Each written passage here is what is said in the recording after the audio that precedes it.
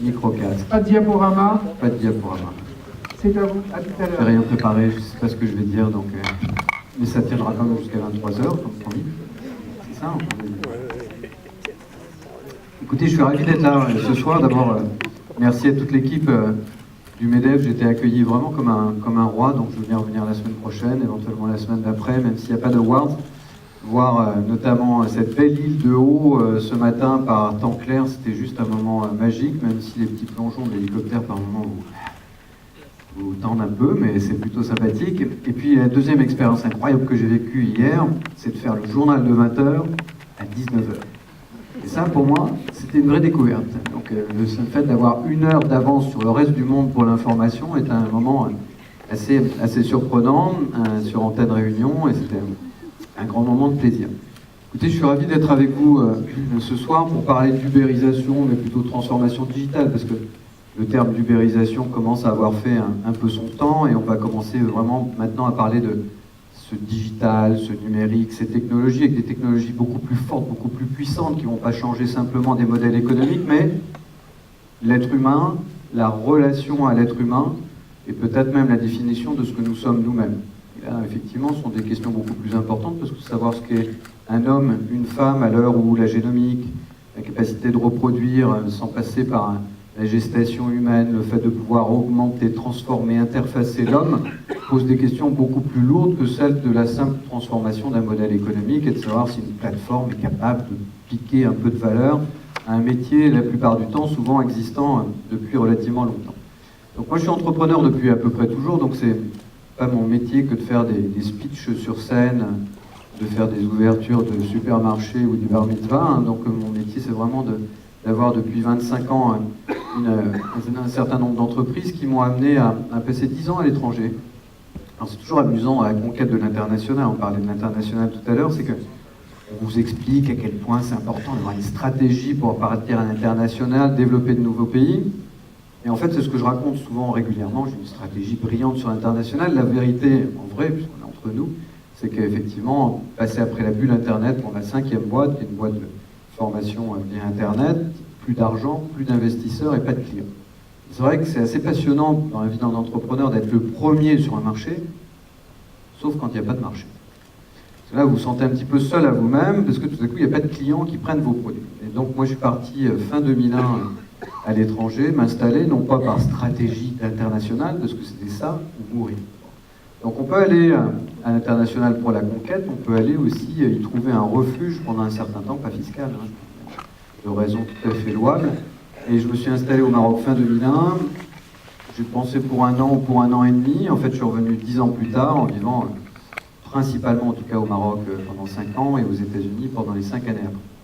Pendant toute cette période, j'ai fait tout ce qu'un entrepreneur doit faire. Effectivement, j'ai failli échouer, failli déposer le bilan une centaine de fois, divorcer. Très important de divorcer quand on est entrepreneur. Si vous ne l'avez pas encore fait, c'est une faille dans votre CV. Donc il faut dès ce soir y remédier le plus vite possible. Tant que vous ne n'avez pas divorcé une fois, vous ne savez pas ce que c'est que la merde absolue. C'est-à-dire la capacité d'avoir une boîte qui ne marche pas et un couple boiteux. C'est un moment extraordinaire qu'il faut vivre à moins une fois dans sa vie, parce qu'après vous êtes totalement blindé pour toute épreuve. Donc la façon de devenir un tank, c'est-à-dire de passer du stade de l'entrepreneur à celui de tank, c'est cette conjonction extraordinaire d'une vie personnelle catastrophique et d'une vie entrepreneuriale aussi catastrophique. Après, vous êtes heureux. Donc je vous le conseille ce soir, donc allez vite vous fâcher avec votre mari ou votre femme ce soir, dites-lui, c'est la condition pour que je réussisse. Alors, après cette grande bêtise, donc je suis rentré en France en 2010, et en 2010, en fait, comme tous les gens qui rentrent dans leur pays, vous finissez par le découvrir.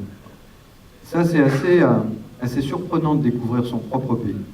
Découvrir la France, j'y ai vécu, j'y suis né, je suis passé de ce petit stade de petit provincial de Basse-Normandie où on était né un peu par hasard avec ma mère et mon père pour monter à la capitale, faire une grande école, devenir entrepreneur aux grandes dames de mes parents qui me disaient pourquoi on a fait des études pour finalement quitter une carrière toute tracée pour aller suivre les voies de l'entrepreneuriat. Ça, c'est l'autre leçon toujours très traumatique des entrepreneurs, en tout cas il y a une vingtaine d'années. C'était que finalement l'entrepreneuriat était vécu comme un échec, un peu comme l'apprentissage pendant la formation. Et donc, du coup, on a ce qui est juste une hérésie. Enfin, je veux dire, aujourd'hui, les gens qui font rayonner la France sont souvent des gens qui ont un CAP, donc c'est assez rassurant de voir qu'en réalité, des Thierry Marx, des grands chefs, etc., font rayonner la France beaucoup plus que nos têtes d'œufs énarchiques qui pillent ce pays depuis des années. Et donc, du coup, on a effectivement un moment, je m'évade un peu, vous avez des moments où je dérape, mais ça se rattrape. Et donc, vous avez effectivement ce grand moment un petit peu de solitude de rentrer en France et de découvrir un pays que vous avez totalement oublié pendant 10 ans. Et de découvrir comment il fonctionne, avec tous ses côtés avantageux et désavantageux. On est toujours beaucoup à se plaindre de la France, en fait c'est juste un pays magnifique, sauf que nous sommes tellement gâtés qu'on l'oublie en permanence. Et donc, du coup, quand vous avez vécu au Maroc, ou vous rentrez dans un hôpital avec un rhume et vous ressortez avec une jambe en moins, vous trouvez que finalement le système de santé français n'est pas si mauvais que ça. Quand vous allez, vous avez une opération cardiaque, ou même une opération mineure aux États-Unis et que ça vous coûte l'hypothèque de votre maison, vous trouvez que notre système de santé est pas mal. Quand vos enfants vous coûtent 17 000 $ à l'année au lycée français de New York, vous trouvez que l'éducation française, c'est pas si mal. Donc du coup, vous reconnaissez un certain nombre de choses qu'on a, qui sont extraordinaires, que tout le monde nous envie et sur lesquelles on passe un peu trop vite souvent. Et puis de l'autre côté, tous ces côtés négatifs et qui ont expliqué, et qui continuent à expliquer cette espèce de montée croissante de l'ubérisation, puisque le pays, la France, est un des 5 pays dans lequel... J'ai beaucoup de bruit au fond, je ne sais pas qui est... S'il y a un contre-discours quelque part. Ah, il y a un cocktail? Non, mais il y a un truc. Alors, donc du coup, il y a effectivement cette découverte de ces côtés qui ont poussé à l'ubérisation, et ces côtés, vous les connaissez, d'ailleurs, Didier en a parlé tout à l'heure, la normalisation à outrance. C'est-à-dire, ce qui est hallucinant, c'est que dans un pays comme la France, on est 80 codes et 400 000 normes.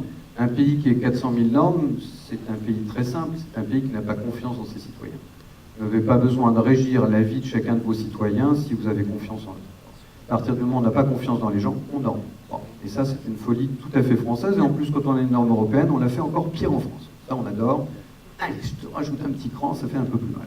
Donc le français c'est une sorte de héros, finalement, qui arrive à survivre à tout ça, qui a perdu toute sa liberté au profit d'une surprotection étatique et qui heureusement va s'en sortir parce que comme tous les États, la France est un État totalement endetté au bord de la faillite et donc on va réapprendre la responsabilité de base qui consiste à être un citoyen autonome et responsable sans avoir besoin d'aller pleurnicher auprès d'un élu qu'en plus on paye.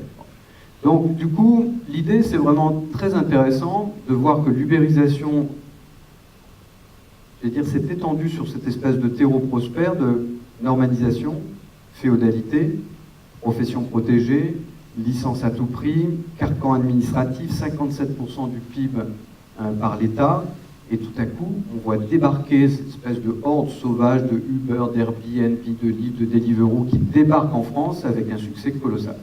Airbnb, c'est un de ses 2 meilleurs pays dans le monde, Uber, un de ses 5 meilleurs, et effectivement, l'ubérisation a prospéré sur un pays qui est devenu tellement ankylosé et vraisemblablement refroidi par cette rente, ce monopole et cette protection, que tous ceux qui ont contourné cette norme, parfois de façon d'ailleurs abusive et extrêmement désagréable, ont prospéré beaucoup plus vite qu'ailleurs. Donc du coup, l'ubérisation, c'est intéressant de découvrir effectivement que la façon dont fonctionne notre pays était très prospère pour ça, en tout cas très favorable à ce développement, mais on ne le savait pas encore. Moi je suis rentré en 2010, on ne parlait pas d'ubérisation à l'époque, donc voilà. Donc moi je suis devenu assez actif dans tous les mouvements de réseau d'entrepreneurs. On a fait le mouvement des pigeons, je ne sais pas si vous aviez suivi ça en 2013, quand le président Hollande avait trouvé que la meilleure façon de récompenser une économie c'était de surtaxer les plus-values. On était un peu monté au créneau. Ensuite on avait fait les assises de l'entrepreneuriat. On avait fait tous, pas un certain nombre de politiques, c'est-à-dire qu'on avait travaillé de façon non fictive et non rémunérée, ce qui n'a pas toujours été le cas, notamment de certains anciens candidats à la présidence de la République. Et donc, on a effectivement décidé qu'il était urgent de travailler pour son pays sans aucune espèce de réflexion sur le côté droite ou gauche du gouvernement qui dirigeait. Ça n'a aucun sens. Et à partir du moment où vous voulez punir une équipe, c'est la totalité du cube que vous punissez. Donc que vous voyez à droite ou à gauche, peu importe, de toute façon, plus maintenant ça n'existe plus, au moins provisoirement. Ce qui était vraiment intéressant, c'était de se battre pour ce pays, et on l'a fait pendant les assises d'entrepreneuriat. Et en 2016, je crois, je l'interroge, 2016, je ne pourrais plus me raser sur cette photo, franchement, c'est pas sérieux. Donc en 2016, on crée l'Observatoire de l'ubérisation. pour deux raisons principales. La première, c'est qu'on avait compris avec l'épisode des pigeons que, et c'est toujours très facile de se moquer des politiques, etc., je peux vous assurer que leur job n'est pas facile et qu'on ne serait pas forcément capable de le faire, mais on a bien compris néanmoins, en tout cas dans la législature précédente et celle d'avant et celle d'avant, qu'avec 2% d'acteurs économiques à l'Assemblée nationale, on ne pouvait pas demander aux élus de comprendre le monde dans l'entreprise et encore moins de comprendre celui du digital. Et donc on ne pouvait pas leur laisser faire ça. Et à l'époque, rappelez-vous, on commençait à dire on va interdire Uber Pop, on va mettre Hitch, qui est une plateforme de mise en relation de jeunes pour le week-end pour les ramener chez eux, en correctionnel, pénal. Un entrepreneur start-upper de 25 ans, sa récompense, c'était de se retrouver avec 500 parties civiles en correctionnel devant un tribunal. On a voulu taxer YouTube, on a voulu taxer à peu près tout ce qui était l'économie digitale. Et je voyais qu'hier soir, sur Twitter, je ne sais pas si vous avez suivi ça, il y a effectivement une taxe votée au Sénat par, alors, apparemment il en reste encore quelques-uns, il y avait un sénateur LR et PS qui, dans une conjonction d'intelligence forte, ont décidé qu'il était urgent de taxer le transport digital. C'est-à-dire qu'au moment où vous allez égratigner un petit Amazon, vous allez tuer tous les Français. Et donc, je trouvais que c'était une urgence d'avoir cette intelligence. Donc du coup, ça m'a rappelé quelque chose de fort, c'est que le jour où il y a eu la taxe sur YouTube, j'allais au Sénat rencontrer des amis sénateurs, plus jeunes, c'est-à-dire de moins de 150 ans. Et donc 42 ans, un type assez remarquable que j'aime beaucoup, qui œuvre à Angers et qui est à la Cité des Objets Connectés. Je lui dis, mais Christophe, pourquoi est-ce que vous avez voté une taxe proposée par la gauche? Vous la votez, vous les Républicains, tous ensemble. Pourquoi? Il me dit, la réponse nous a abasourdis, on avait des consignes de vote. En 2 heures, il s'approche et me dit, mais Monsieur Jacquet, c'est bien, vous avez écrit un livre sur l'ubérisation, ce serait bien que vous nous en parliez parce qu'on n'y comprend rien. Là, je me suis dit, petit soupçon d'inquiétude sur la compréhension, effectivement, de ce que votent nos élus. Donc du coup, on a monté l'observatoire, on a fait un livre bleu, on ne voulait pas faire de livre blanc, très mauvais élèves.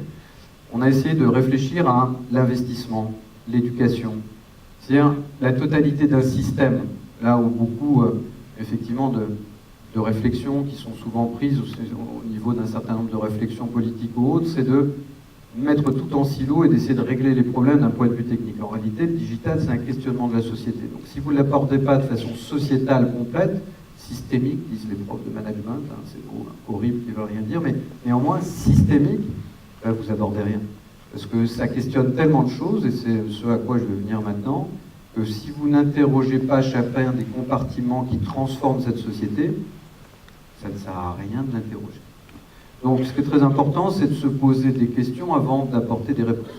Et donc nous, on a essayé modestement, dans ce livre effectivement que mentionnait notre ami tout de suite et dans cet observatoire, de faire 2 choses. 1, de rassembler des gens qui ne pensaient pas pareil. Alors, vous qui connaissez peut-être moins, mais qui les croisez de temps en temps, les Parisiens, un Parisien ne veut pas discuter avec des gens qui ne pensent pas comme lui. Donc c'est une espèce de machine endogame qui fonctionne sur elle-même, constituée d'une élite absolument épouvantable et qui a besoin d'être, comme disait Coluche, ils ont besoin d'être autorisés et d'accord entre eux. Donc déjà, l'idée d'avoir des gens qui étaient des syndicalistes, qui étaient des gens de droite, des gens de gauche, des intellectuels, des philosophes, des anthropologues, des grands chefs, etc., de rassembler tous ces gens, c'était juste un truc, à Paris, c'est presque puni par la loi, pas très loin. La deuxième chose, faire venir des gens d'en dehors de Paris. Alors là, c'est le crime absolu à Paris, c'est-à-dire en dehors du périphérique. C'est assez barbares, qui n'ont peut-être même pas l'électricité, qui se mangent entre eux, sûrement cannibales. Les faire venir dans un cercle de réflexion à l'Observatoire de l'ubérisation, vous n'y pensez pas. Donc on a commis ce crime. 50% de femmes, on a été proscrit, si vous voulez. Donc du coup, on a quand même insisté, on l'a fait. On a fait ce livre, qui est un livre, vous le verrez, si vous le lisez, il est brillant, bien écrit, extraordinaire, modestement. Et donc, c'est de poser une dizaine de questions, parce que ça ne sert à rien d'essayer d'apporter des réponses. Il y a plein de gourous sur la place publique, vous les entendrez partout, ils savent tout ce qui va se passer dans les 20 prochaines années. C'est un peu comme un météorologue qui vous dirait qu'il connaît la météo à plus de 4 jours. Donc, ils savent ce qui va se passer. Donc, en plus, je dis ça amicalement, parce que c'est des économistes, des gens sur le transhumanisme, des Laurent Alexandre, etc., qui sont des très bons copains, mais qui ont cette manie, effectivement, de vouloir faire penser à tout le monde que tout est écrit quand il suffit d'ouvrir n'importe quel livre d'histoire ou discuter avec n'importe quel anthropologue pour savoir que les grandes transformations de l'humanité, une modification anthropologique, toute la partie qui se transforme, c'est une partie invisible. Ce qui se transforme ne se voit pas. Et donc, quand les grands singes, si on prend cet exemple que nous sommes tous, ont commencé à voir en couleur, il y a quelques 300, 400 000 ans, je ne sais plus exactement, finalement, ils ont commencé à cueillir les fruits en fonction de leur niveau de maturité, parce qu'ils étaient gorgés de sucre, et donc plus mûrs. Et donc, en quelques dizaines de milliers d'années, rien que la transformation de cette vision en couleur a transformé l'organisme humain en totalité et la végétation qui l'entourait, par la sélection tout à fait différente des fruits, et puis par l'organisme qui, du coup, pour les muscles, pour la transformation, utiliser des matières qu'il n'utilisait pas avant, et notamment un surcroît de sucre. Qui aurait pu dire, je vous assure, dans 10 ans, dans 10 000 ans, etc., tout ça transformé? Personne. Parce qu'une transformation anthropologique, c'est invisible. Et donc, la toute petite partie que vous et moi on voit, être humain, est une partie tout à fait ridicule par rapport à la masse de ce qui est en train de se transformer. Et c'est ça qui est intéressant dans l'ubérisation, c'est qu'on est obligé de naviguer à vue. C'est-à-dire qu'en réalité, on ne peut pas faire des grands plans sur la comète, on peut essayer de surfer sur des tendances, on peut aller sur ce que les perspectives des technologies peuvent nous apporter, mais on ne peut pas prévoir ce qui va se passer parce que l'être humain, l'humanité, c'est la théorie du chaos et l'incapacité à tout prévoir. Qu'est-ce que ça questionne aujourd'hui? Non plus l'ubérisation, parlons de transformation digitale. Prenons quelques petits exemples rapides. Premier exemple, ça pourrait transformer, effectivement, je le disais en introduction tout à l'heure, les introductions sont très longues. En introduction tout à l'heure, donc où est-ce qu'était vraiment l'introduction? La définition de l'homme. Bon. On pourrait lire, le livre de Luc est plutôt pas mal, au moins c'est pas un livre, il n'était pas fait pour ça d'ailleurs, très profond, mais il est extrêmement bien documenté et qui explique de façon très pédagogique. Prenez le bouquin de Luc Ferry, qu'il a sorti il y a 1 an et demi, Luc, sur le transhumanisme. Ça vous explique un petit peu le transhumanisme, le post-humanisme, cette volonté de la Singularity University qui est financée par des boîtes comme Google, etc. en Californie, qui définit que, à un moment donné, tout d'abord, nous ne sommes que de l'énergie, des algorithmes et de l'électricité, et de la donnée, bien évidemment, et que qu'est-ce qui nous empêcherait de cloudiser tout ça, d'automatiser tout ça, de stocker tout ça et de mettre tout ça en réseau, et effectivement de profiter de cet réseau énorme qui serait la conjugaison de tout ce qui existe sur Terre, d'êtres humains, d'intelligence, pour pouvoir augmenter les hommes en retour et leur donner une capacité incroyable qui leur permettrait de se libérer, d'être totalement résistants aux guerres, résistants à toute forme de manipulation, etc. Et ça, c'est effectivement la volonté de ce qu'on appelle la Singularity University, qui est une espèce d'université nichée en Californie, financée assez copieusement. Google y a mis 500 millions de dollars quand même, par un type qui s'appelle Rutger Bates, et qui dirige ça, et qui dit, voilà, la destinée de l'humanité, c'est de passer de l'état de sapiens à une autre espèce humaine, donc transhumanisme, c'est-à-dire qui mélange un petit peu ce qu'est l'homme et l'interface avec la machine, ou post-humaniste, c'est-à-dire une nouvelle race. Alors, je ne sais pas si vous avez lu le bouquin de Yuval Harari, Homo Deus, mais surtout le premier Sapiens, qui dit finalement, le Sapiens a fait son temps. Il a d'ailleurs détruit à peu près tout ce qui l'entourait comme espèce concurrente, et maintenant, c'est effectivement une nouvelle espèce qui va prendre sa suite. Donc la première question, c'est est-ce que nous allons transformer simplement ce qui est un homme, une femme, demain, à travers ces technologies, la génomique, l'augmentation, le design, la capacité de passer cette frontière très subtile entre la réparation et la transformation, et au-delà d'aller jusqu'à la conception. Deuxième chose, et ça c'est très intéressant, mais c'est très récent dans mes réflexions parce que je n'avais pas eu cette occasion, et la vie est faite de rencontres assez extraordinaires. Le deuxième questionnement, c'est celui de la religion. Ça, je n'ai pas du tout pensé à cet aspect-là, mais c'est très intéressant. D'abord, tous les continents, quels qu'ils soient, tous les peuples sont imprégnés de la religion qui les a bercés. On voit à quel point, à un moment donné, quand il y a des antagonismes, ça se passe plutôt pas très bien. Et donc, automatiquement, on a des réflexes, qu'on soit croyant ou pas croyant, pratiquant ou pas pratiquant. L'avantage de gens comme moi qui sont biconfessionnels, c'est de ne pas avoir, alors soit de détester les deux, soit d'être capable de faire vivre les deux en harmonie, ce qui est plutôt bien. ou de ne pas pratiquer. Et donc, du coup, vous avez un questionnement sur la religion. Parce que finalement, aujourd'hui, la science, d'ailleurs, c'est intéressant, Yuval Harari dit ça aussi dans Homo Deus, la science est en train de devenir le nouveau Dieu. À partir du moment où vous pouvez créer un être humain, vous pouvez l'interfacer, l'augmenter, lui promettre l'immortalité, le guérir d'à peu près tout dans les 30 prochaines années, vous devenez un Dieu.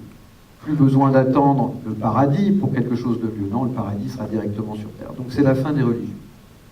Donc, et ça, c'est très intéressant parce que vous avez, j'ai découvert ça il y a 3 semaines en ayant une longue conversation avec son dirigeant, qui est le père, Phil Larrey, qui est un Américain au Vatican, qui a un think tank qui s'appelle Core Values. Et Core Values analyse effectivement l'impact de toutes ces technologies sur les religions, la façon dont la religion doit se positionner ou non par rapport à ces sujets. Et devinez qui est le co-chairman de ce think tank? Eric Schmidt, patron de Google. Et donc, du coup, on a cette conversation du coup, avec Eric Schmidt que j'aurai la semaine prochaine et Phil Larrey pour dire, mais venez débattre de ce sujet parce que qui entend aujourd'hui cette discussion entre un type de technologie, patron de Google, et de l'autre côté, un prêtre du Vatican, spécialiste de l'intelligence artificielle et des réseaux sociaux. Alors déjà, pour moi, conceptuel, je ne savais pas qu'il y a une cellule intelligence artificielle et réseaux sociaux, donc pourquoi les voix du Seigneur sont aussi électroniques. Elle est bien celle-là, je vais la garder, je m'en servais.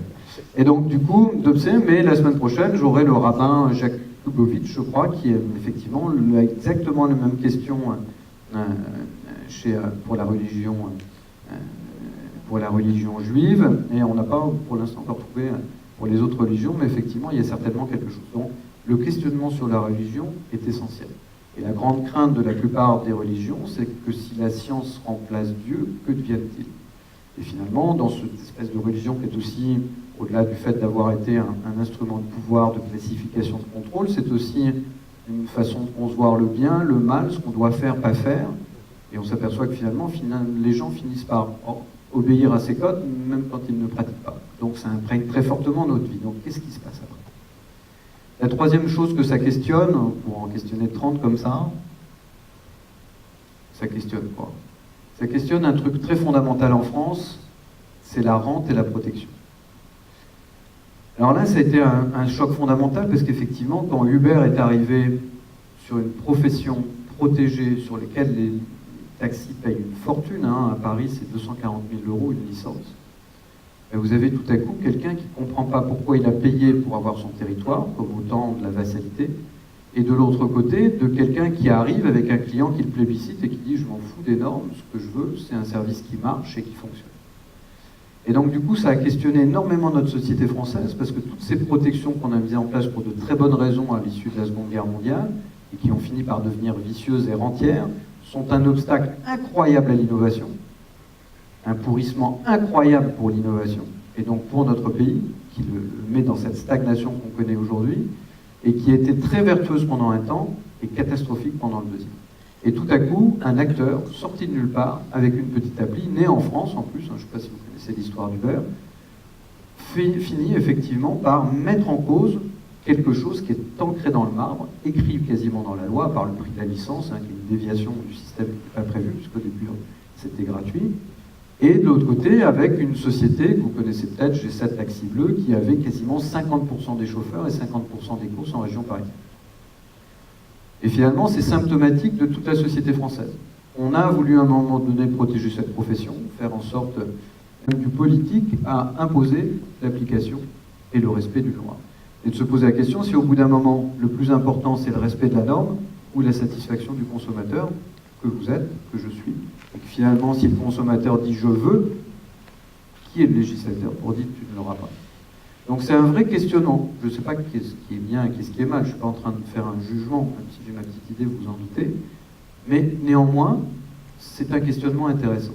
Et finalement, c'est ce que Hegel, je crois, le philosophe, appelait un combat de légitimité. C'est-à-dire que les deux sont légitimes. Celui qui a payé 240 000 € pour avoir sa licence, il est légitime à résister à cet envahisseur. Celui qui arrive, qui satisfait le consommateur, qui tous les jours l'achète et achète son service, il est lui aussi légitime. Donc c'est un combat de deux légitimités. Donc ce qui est très compliqué, parce qu'effectivement, pour trouver un compromis, il faut une part d'illégitimité. Donc du coup, Uber, je vous raconte une petite histoire en vitesse, mais c'est Un de mes copains de promo, il y a quelques années, qui s'appelle Loïc Lemeur, vous connaissez peut-être, monte à Paris un salon qui s'appelait Le Web. Je ne sais pas si vous avez entendu parler de ce truc, il a duré 2, 3 ans, 4 ans. Donc il venait faire venir les géants de San Francisco, de la Silicon Valley, d'un petit peu partout, faire leur show à Paris. Et une année, il a une très bonne idée de le migrer vers la porte d'Aubervilliers. Je ne sais pas si vous voyez la porte d'Aubervilliers à Paris, mais en gros, c'est pas les Champs-Élysées, on peut le décrire comme ça. Et donc, du coup, c'est un endroit fantastique, ils ont tout rénové, des anciens entrepôts extraordinaires, très jolis, en brut, on se croirait à Washington. Sauf qu'il y a juste un tout petit détail, il n'y a pas de transport. Autour, c'est juste la zone, à partir de 6 heures, vous sortez avec un tank parce que vous avez peur de vous faire décimer, et donc vous demandez ce qui va vous arriver, et là, vous avez un jeune type qui venait de vendre sa start-up relativement cher, qui avait un peu empoché un bon gros chèque. Il arrive, et ce garçon sort du web, cherche un taxi, il n'en trouve pas, se fait tremper parce que c'était au mois de novembre, pelé comme un gueux, comme on disait dans Les Visiteurs. Il finit par rien, et au bout d'un moment, après une demi-heure de quête incroyable, il arrive de l'autre côté, il voit une lumière, vous savez, comme dans les films, il voit une lumière au bout du tunnel, et au bout de la barre, effectivement, de l'autre côté du périphérique, il y avait une file d'attente de taxis d'une trentaine, c'est-à-dire vous aviez là 500 ou 800 congressistes qui cherchaient un transport, et à 500 mètres, vous aviez une ligne de taxi qui n'aurait jamais envisagé de bouger pour venir les chercher. Ce type repart le lendemain, fâché, parce que gros caractère, on l'a vu après d'ailleurs, il rentre aux États-Unis, il monte Uber. Uber est né en France. Vive la France. Donc c'est grâce à nous. Hein. Et donc j'ai toujours dit à mon camarade de promo, Nicolas Rousselet, le fils d'André Rousselet, donc à plus j'ai 7 taxis bleus, je lui dis, écoute, qu'est-ce que tu as fait pendant 30 ans? Qu'est-ce que tu as fait à part te gaver sur le dos des taxis, qui sont d'ailleurs révoltés pour une raison que j'ignore totalement, dans ce système quasi mafieux d'attribution des licences auquel personne n'a jamais rien compris? Tu t'es gavé, tu as 2 yachts à Saint-Tropez, qu'est-ce que tu as fait en termes d'innovation? Et le jour où Uber est arrivé, 1 an après, G7 avait développé 3 nouvelles applications. Donc, conséquence, rente, pas d'innovation, mort du système.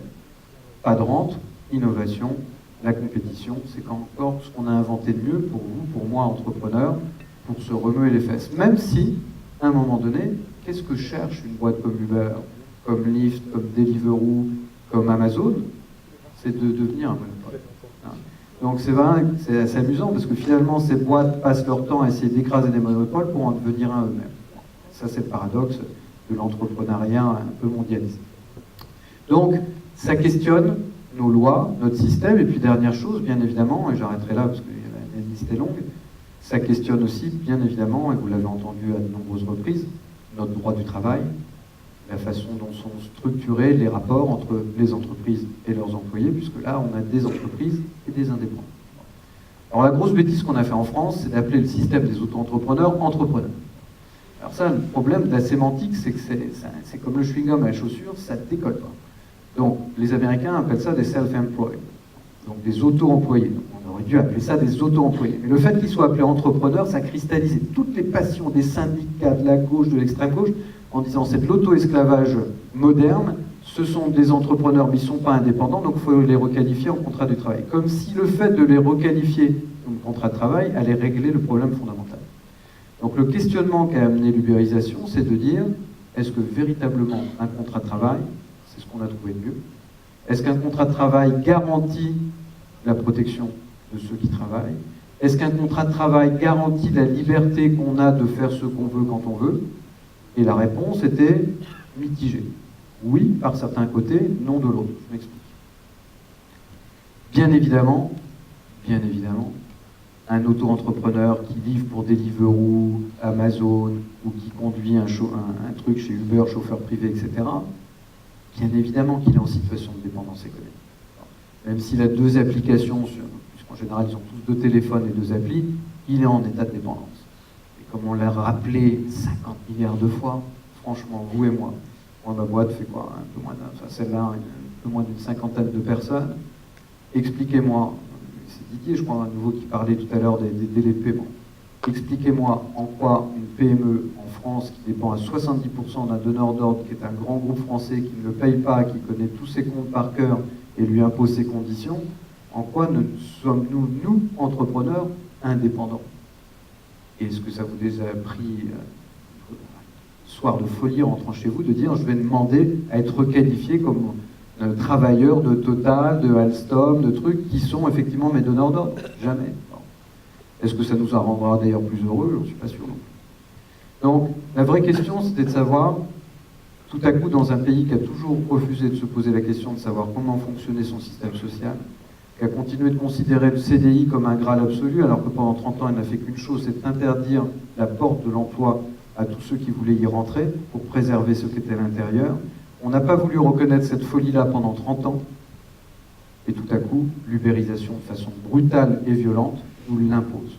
Car elle dit, je ne veux pas de salariés, et aux surprises, à part les livreurs, à part les chauffeurs de taxi, de VTC, 70% du reste de la population, c'est-à-dire service à la personne, des codeurs, des programmeurs, des graphistes, tout ce que vous pouvez imaginer dont on ne parle jamais à la télé dans les journaux, c'est-à-dire ceux qui marchent, on les a testés sur 60 plateformes, on leur a envoyé une question très simple, qui ne nécessite aucune forme d'interprétation.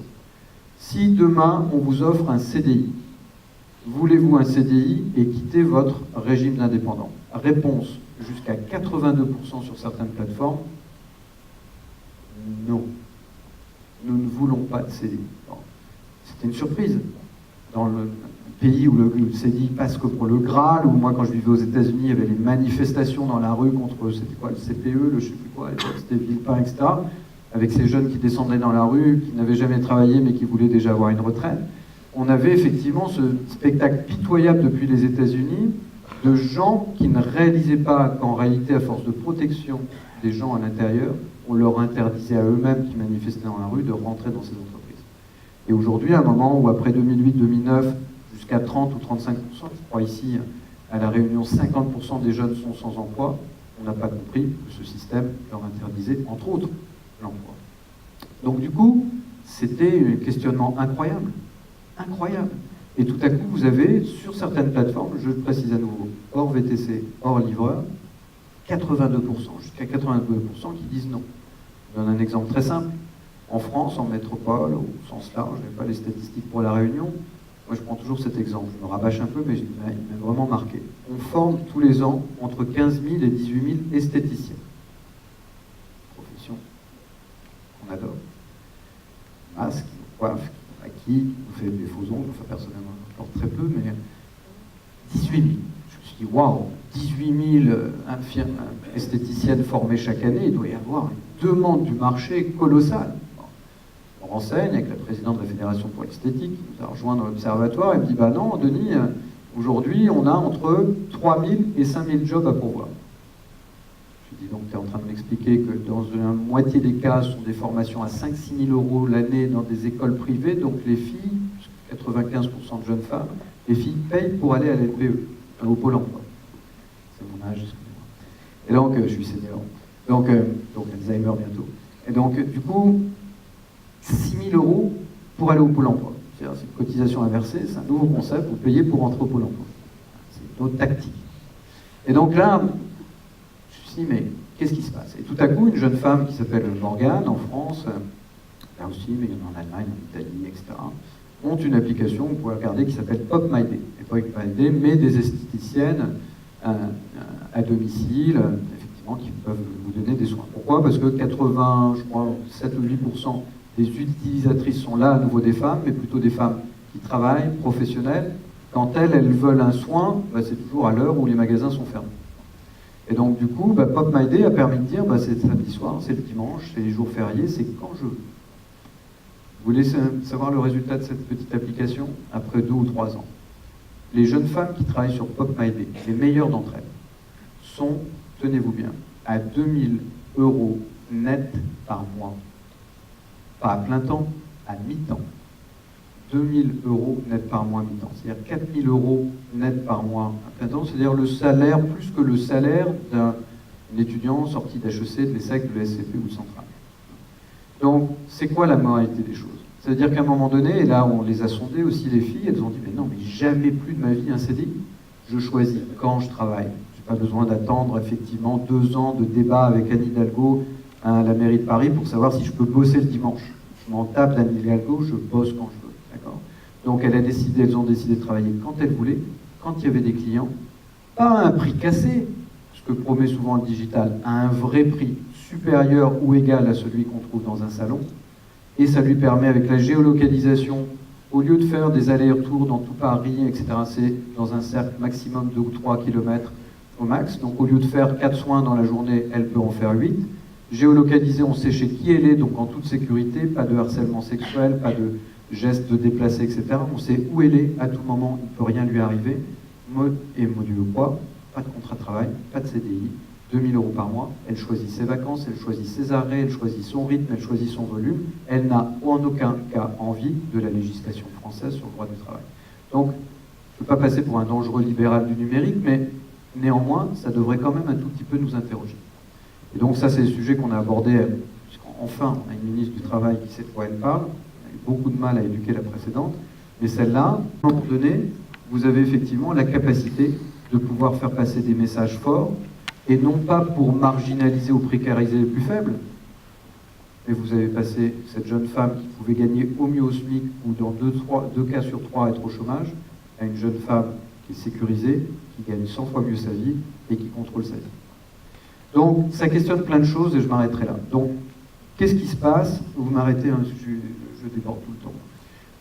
Enfin, j'ai pas fini, donc je voudrais juste finir quand même. Mais comme il n'y a pas de fin, en même temps, vous savez, la phrase de Woody Allen, l'éternité c'est long, surtout vers la fin. Donc, c'est un peu comme les discours. Et donc, ce qui est important, c'est que cette ubérisation se développe dans un monde très particulier. Vous le direz, à chaque période, le monde est très particulier. Mais là, il est vraiment très particulier. D'abord, c'est un monde bipolaire. Aujourd'hui, il n'y a pas de digital en dehors de la Chine et de la Californie. Donc, c'est-à-dire que le monde est aujourd'hui, vous en apercevez peut-être pas encore sur la Chine, mais ça vient de façon extrêmement puissante. C'est certainement le pays qui investit le plus sur toutes ces technologies, et en plus qui a l'avantage, de façon ironique, de ne pas être une démocratie et de ne pas s'embêter avec des précautions d'usage, de normes, etc. Ils font ce qu'ils ont envie au rythme où ils le veulent. Si vous voulez, vous avez certainement vu ce débat sur les zadistes autour de l'aéroport de Nantes, etc. La durée de vie potentielle d'un zadiste en Chine est d'à peu près 3/10 de seconde. Donc ça ne peut pas arriver en Chine. La Chine a décidé, on fait une autoroute, on écrase les gens, c'est pas grave, on les coule dans le béton, de toute façon il y en a encore 1,2 milliard, c'est pas un problème. Donc, et de l'autre côté, vous avez les États-Unis.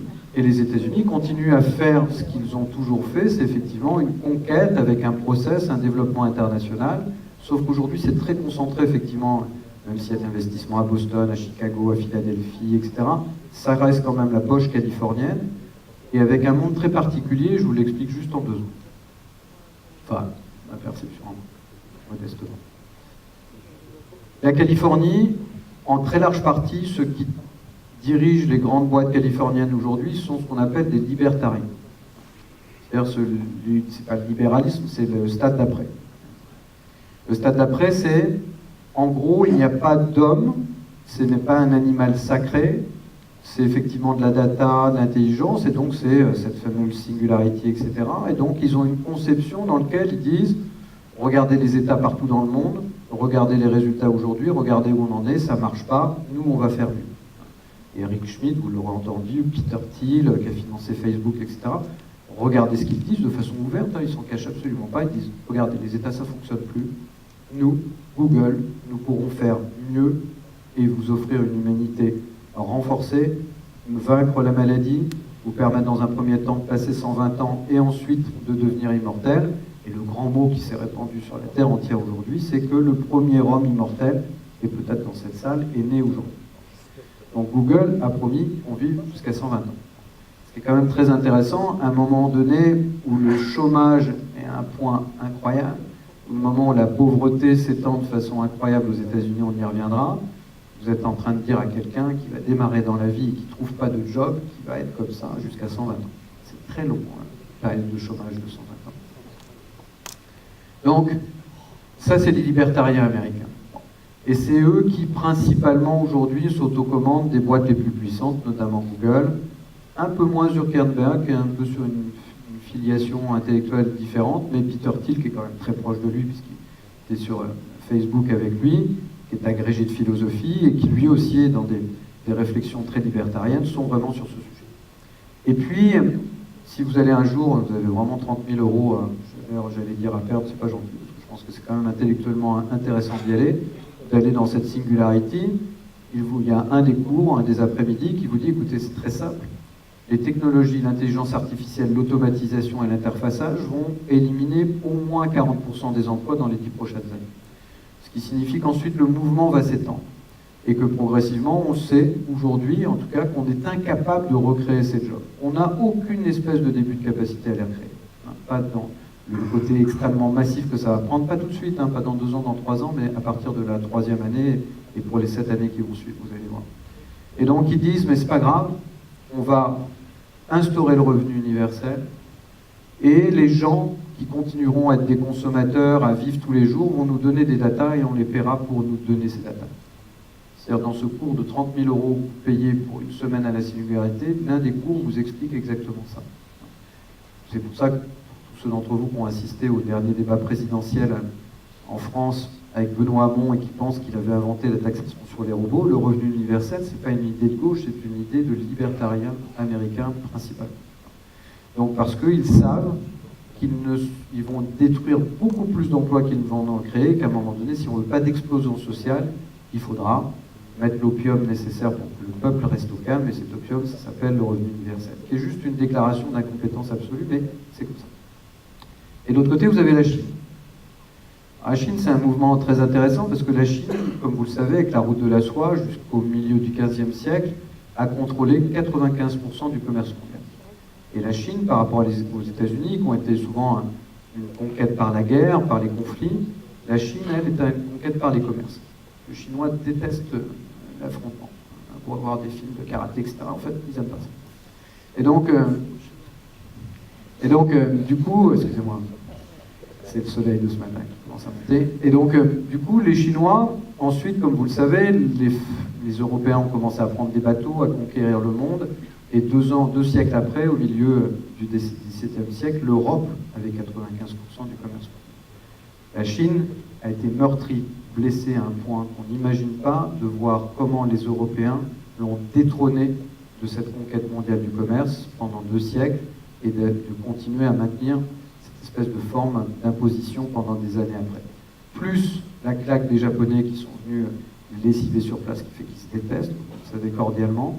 Donc la Chine n'a qu'une envie aujourd'hui, c'est de retrouver d'urgence sa position de leader du commerce mondial par les voies physiques et par les voies électroniques.